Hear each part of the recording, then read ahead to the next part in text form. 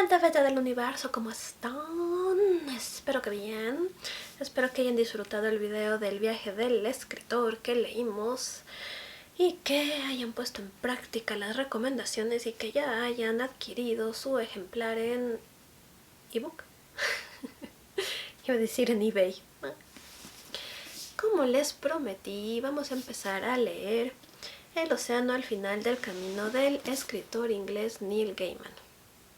Este es uno de mis escritores favoritos, y no solo escritor, sino creo que una de las personas favoritas de las que no conozco, pero que me caen súper bien.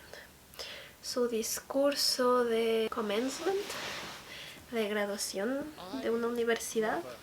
Este discurso es uno de mis favoritos y cada vez que sentía tristeza o incapacidad de avanzar con algún proyecto de escritura o con los estudios en el máster, me ponía a escuchar ese discurso y salía adelante. Así que gracias, Neil.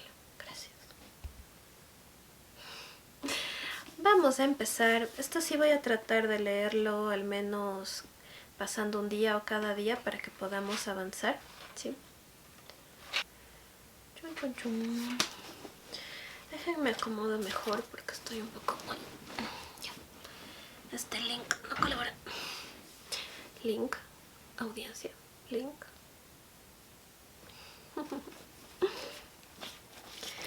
Empecemos. Prólogo. Llevaba puesto un traje negro, camisa blanca, corbata negra y zapatos negros, bien cepillados y lustrosos. Ropas que normalmente me harían sentir incómodo, como si le hubiera robado el uniforme a alguien o fuera disfrazado de adulto. Pero hoy me han proporcionado un cierto consuelo. Llevaba la ropa adecuada para un día difícil. Aquella mañana había cumplido con mi obligación. Había pronunciado las palabras que debía pronunciar, y lo había hecho con sinceridad. Después, una vez terminado el funeral, me subí al coche y conduje sin rumbo fijo, sin una idea concreta. Tenía una hora libre antes de reunirme con una serie de personas a las que no había visto en muchos años, y de seguir estrechando manos y bebiendo té en tazas de la más exquisita porcelana.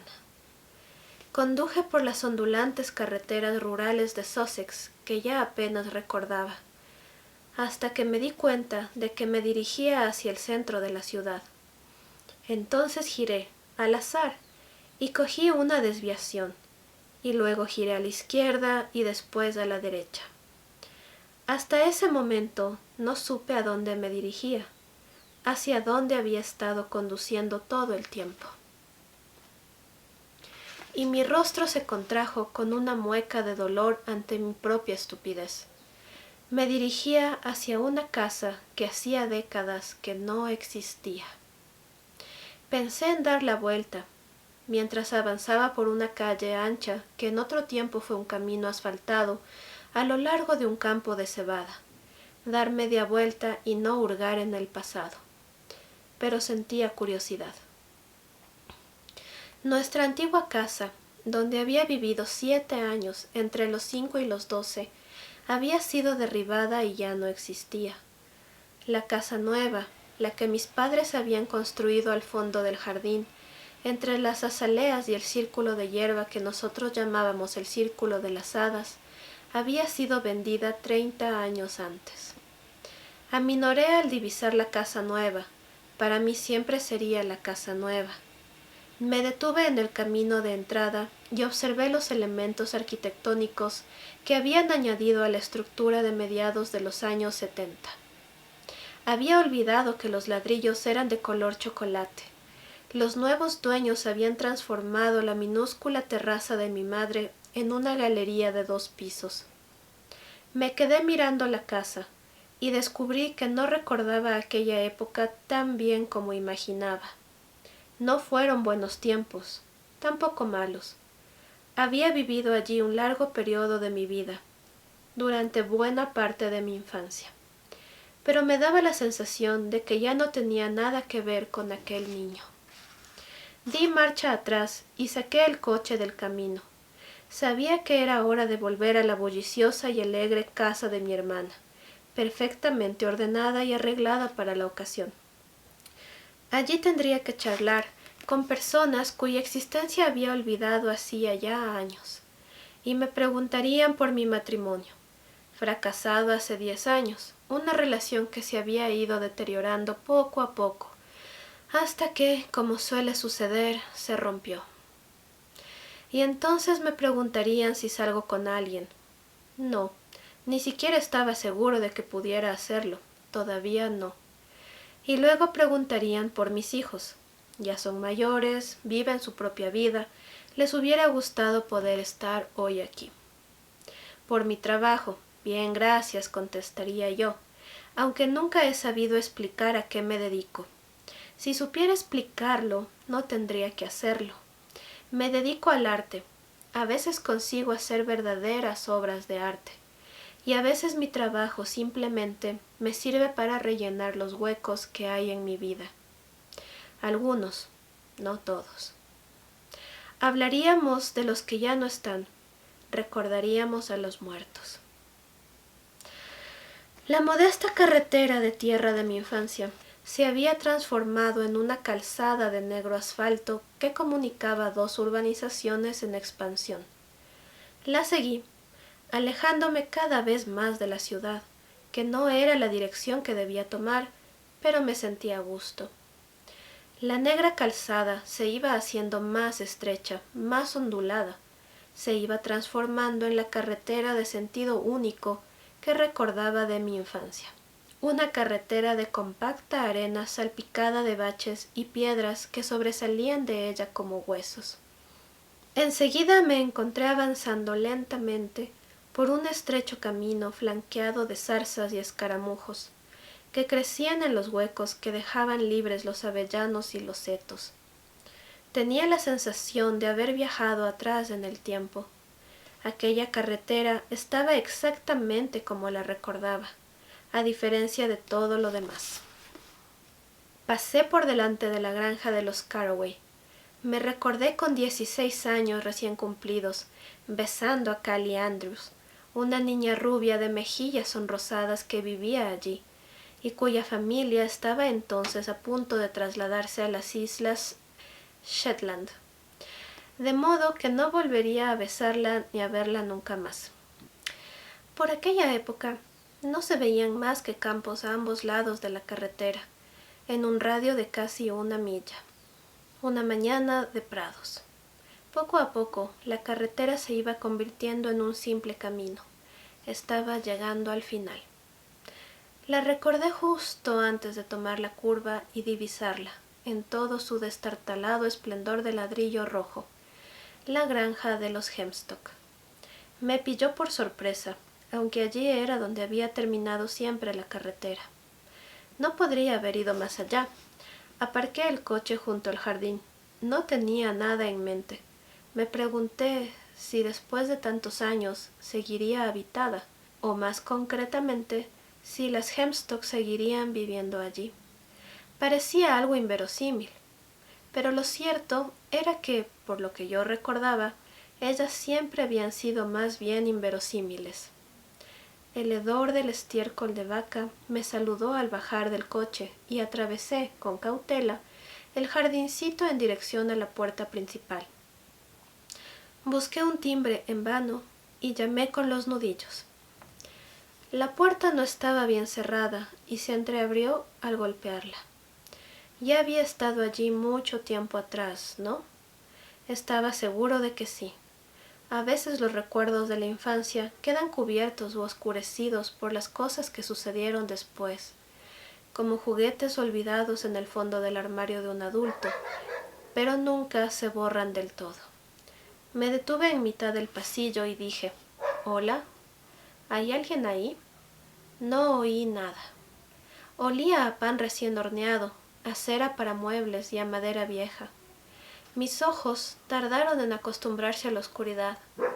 Los entorné y estaba a punto de dar media vuelta y marcharme cuando una anciana apareció en el pasillo con un trapo blanco en la mano. Tenía el cabello largo y gris.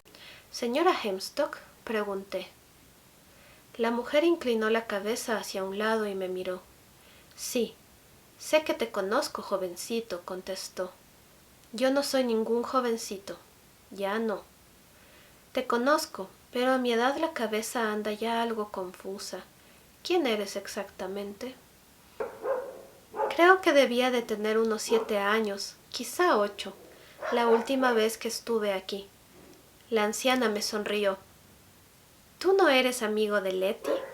El que vivía un poco más arriba. Usted me dio leche. Todavía estaba caliente, recién ordeñada. Entonces me di cuenta de la cantidad de años que habían pasado desde entonces y me corregí. No, no fue usted. Debió de ser su madre la que me dio la leche, lo siento. A medida que nos hacemos mayores, nos transformamos en nuestros padres. Si pudiéramos vivir lo suficiente, veríamos cómo se repiten las mismas caras una y otra vez. Recordaba a la señora Hemstock, la madre de Letty, como una mujer corpulenta. Aquella anciana era delgada como un palillo y tenía un aspecto delicado. Se parecía a su madre, a la mujer que yo había conocido como la anciana señora Hemstock. A veces, cuando me miro en el espejo, veo el rostro de mi padre, no el mío, y recuerdo cómo me sonreía frente al espejo antes de salir. Tienes buen aspecto, le decía a su reflejo con aire satisfecho.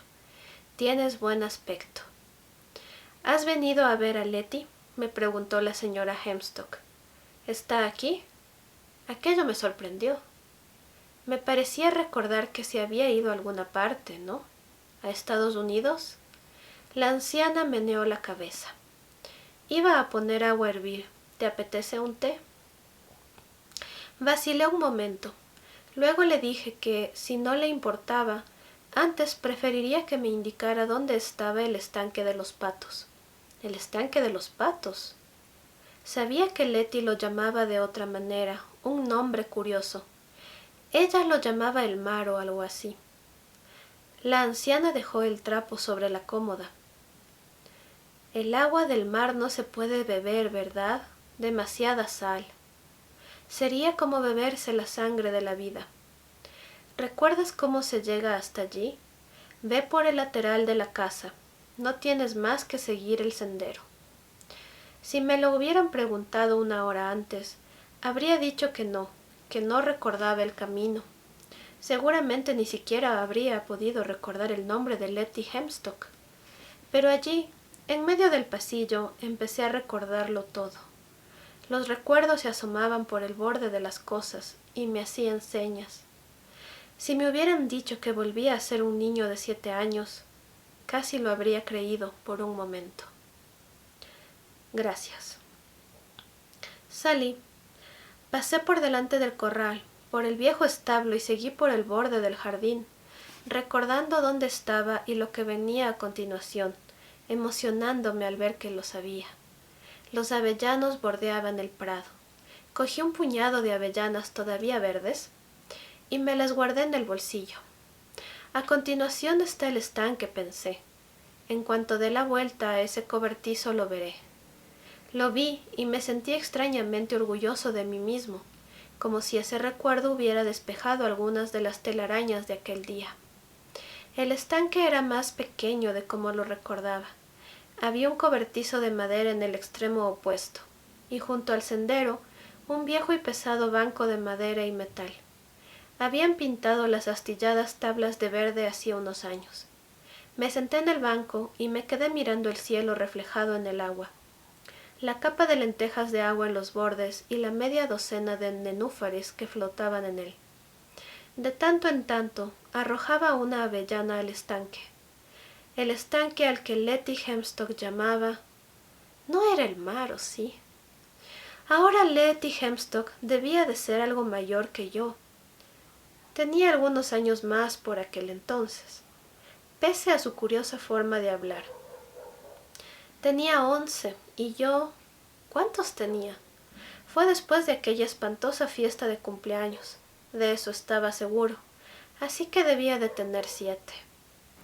Me pregunté si alguna vez nos habíamos caído al agua. ¿No había tirado yo al estanque de los patos a aquella extraña niña que vivía en la granja que estaba justo al final de la carretera? Recordaba haberla visto dentro del agua. Quizá también ella me había tirado a mí. ¿A dónde se había marchado? ¿A Estados Unidos? No, a Australia. Eso es, algún lugar muy lejano. Y no era el mar, era el océano de Letty Hemstock. Lo había recordado, y detrás de ese recuerdo vinieron todos los demás. Y bueno, hasta aquí termina el prólogo.